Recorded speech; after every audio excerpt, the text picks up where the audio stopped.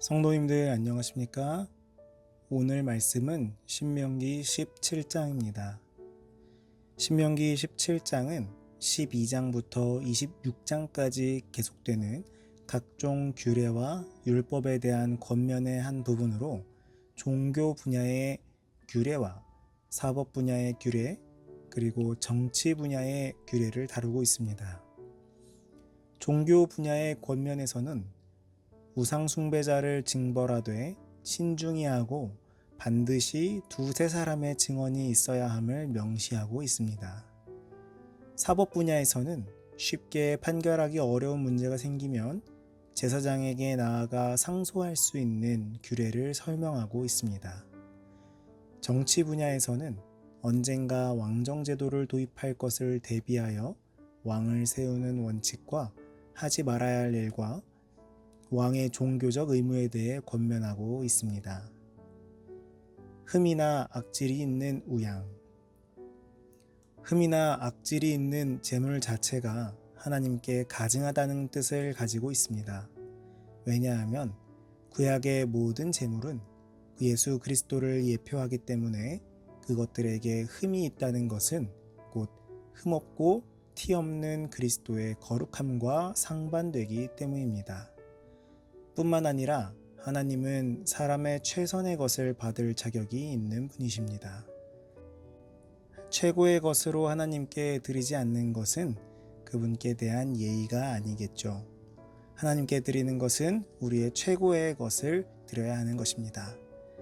사람들 사이에서도 귀하고 온전한 것을 선물로 주고받는데 하물며 창조주이신 하나님께 드리는 것은 얼마나 더 신경 쓰고 최선의 것을 드려야 하겠습니까? 우리의 최선의 것을 하나님께 드리는 우리 모두가 되기를 간절히 바랍니다. 1월 성신에게 절한다 하자. 1월 성신 곧 태양이나 달, 별 등을 숭배하는 행위는 당시 가장 성행하였던 고대 이방 종교의 한 형태였습니다. 특히 고대 근동인들은 우주의 천체를 각종 신들의 분신으로 보고 숭배했습니다.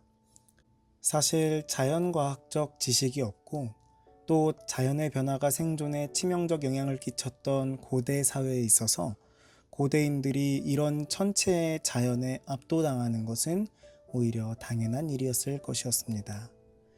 그러나 비록 인간의 눈에 신비롭고 거대하게 보이는 자연도 결국 하나님의 피조물에 불과합니다. 모세의 율법이 명백히 선포하는 바 1월 성신에 대한 우상 숭배 행위 배격 명령은 고대 세계에서는 가히 혁명적인 규례로서 오로지 계시 신앙만이 줄 수 있는 위대한 인간 발견이었습니다. 이것에 대해서 하나님께서는 자세히 조사해 보도록 명하시면서 우상 숭배에 대한 소문이 들림에도 불구하고 조사하지 않고 간과해 버림으로 말미암아 우상 숭배 행위가 그대로 방치되거나 주위로 확산되는 사태를 막고자 하셨습니다.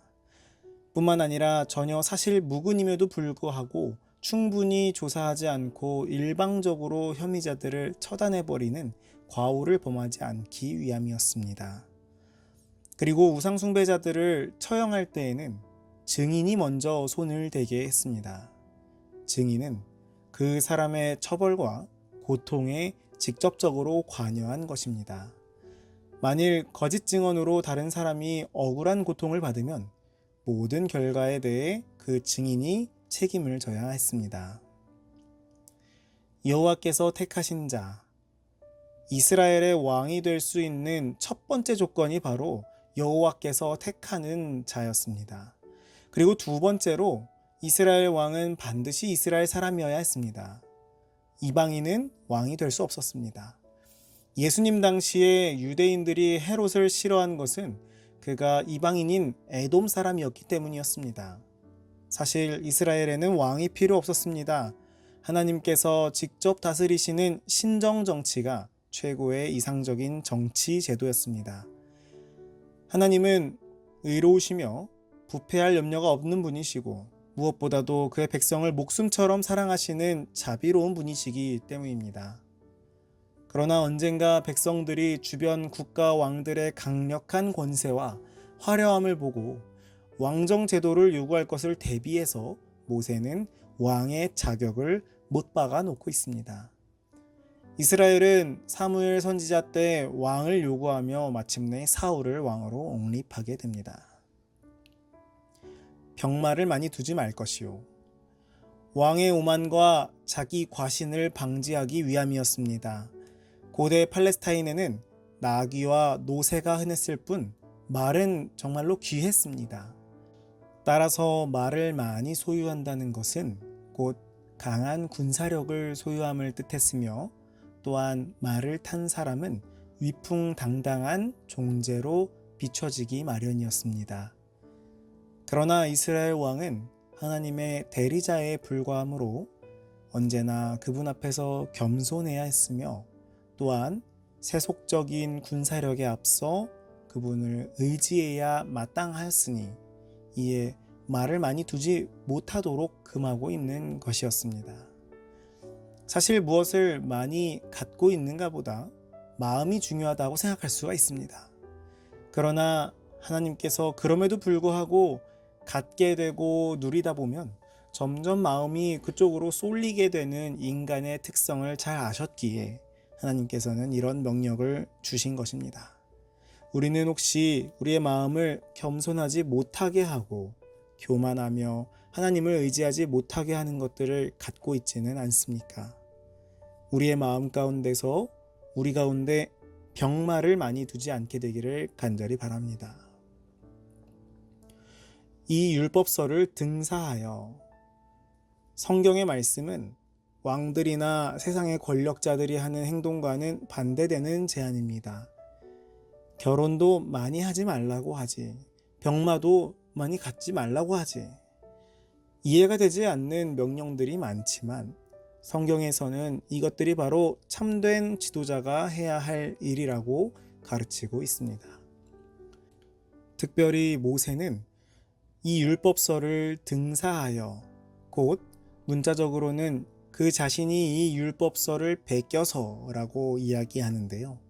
이스라엘의 통치자가 갖추어야 할 한 가지 특성은 하나님의 법도들에 대한 그의 일편단심의 헌심임을 강조하고 있습니다.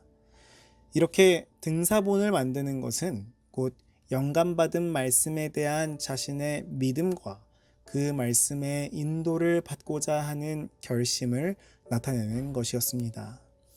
이것은 또한 백성들이 이 땅의 만왕의 왕께 겸손히 순복하고 있다는 확신을 공고히 해줄 것이었습니다. 우리는 모두 하나님의 왕 같은 제사장들로 부르심을 입은 백성들입니다. 우리도 평생에 하나님의 말씀을 옆에 두고 읽으며 하나님의 뜻을 바로 알기를 간구해야 합니다. 끝이 없는 주의 말씀을 읽고 배우며 규례를 지켜 행할 때에 우리는 비로소 교만하지 않고 좌로나 우로나 치우치지 않게 될 것입니다. 하나님의 뜻대로 살아가는 백성임을 잊지 않고 하나님의 말씀을 가까이 하며 우리 마음 가운데 1월 성신을 두거나 많은 병마를 두는 것이 아닌 오직 하나님만 모시며 살아가는 주의 백성 되기를 간절히 바라면서 아침 말씀을 마치겠습니다.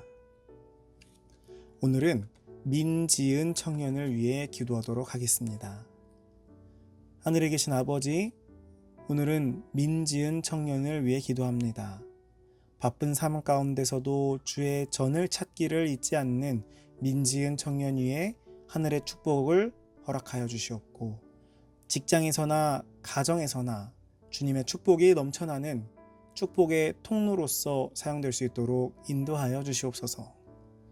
오늘 말씀처럼 우리의 가장 좋은 것으로 주님께 드리도록 우리의 마음을 인도하여 주시옵고 특별히 우리 가운데 우상이나 병마를 많이 두지 않도록 인도하여 주시옵소서. 오늘 하루를 온전히 주님께 맡기오며 예수님 이름으로 기도합니다. 아멘.